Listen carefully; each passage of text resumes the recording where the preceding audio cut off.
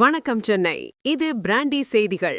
2026 குடியரசு தின விழாவில் இந்தியா ஒரு குளோபல் ஸ்டேட்மெண்ட் கொடுக்க போது பாஸ். இந்திய ராணுவத்தோட ஆகச்சிறந்த பலமான S-400 ட்ரையம்ஃப் ஏவுகணை அமைப்பு முதல் முறையா டெல்லி ராஜ்பத் அணிவகுப்புல களமிறங்க போகுது. இது வெறும் காட்சி பொருள் இல்ல, ஒட்டுமொத்த உலகத்துக்கே இந்தியா கொடுக்க போற ஒரு ஸ்ட்ராங் சிக்னல்.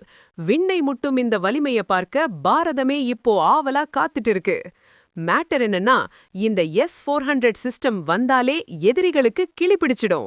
த இன்விசிபிள் ஷீல்ட். சுமார் 400 கிலோமீட்டர் தூரத்துல வர்ற எதிரி நாட்டு விமானங்கள், ஏவுகணைகள், ஏன் ட்ரோன்களை கூட காத்துலயே சுட்டு பொசுக்கிற வித்தை இதுக்கு அத்துப்படி.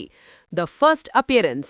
ரஷ்யா கிட்ட வாங்கப்பட்ட இந்த வானத்து ராஜா இப்போ இந்திய தரைப்படையோட ஒரு அங்கமா மாறி குடியரசு தின அணிவகுப்புல வர்றது ஒரு ஹிஸ்டாரிக்கல் மொமெண்ட். இதோட அந்த பிரம்மாண்டமான ராட்சத லாரிகள் டெல்லி வீதிகள்ல உருளும்போது அது இந்தியாவோட மிலிட்டரி சுப்ரிமசியே பறைசாற்றும். It's a proud moment for every Indian boss. உண்மையிலே இங்க என்ன நடக்குதுன்னா, இந்தியா இப்போ தற்காப்பு துறையில ஒரு குளோபல் சூப்பர் பவரா உருவெடுத்திருக்கு. Defence shield. சீனா மற்றும் பாகிஸ்தான் எல்லைகள்ல ஏற்கனவே நிலைநிறுத்தப்பட்ட இந்த S-400 இப்போ அணிவகுப்புல வர்றது நம்ம நாட்டு பாதுகாப்பு எந்த அளவுக்கு ராக் சாலிடா இருக்குங்கிறதுக்கு ஒரு சாட்சி. த பிரைட் ஆஃப் இந்தியா. நவீன போர்க்களத்துல இந்தியாவோட கை எப்பவுமே ஓங்கி இருக்கும்னு இந்த நிகழ்வு சொல்லுது. குடியரசு தினத்துல நம்ம முப்படை வீரர்களோட கம்பீரமும் இந்த நவீன ஆயுதங்களோட பலமும் சேரும்போது அது பியோர் கூஸ்பம்ப்ஸ்.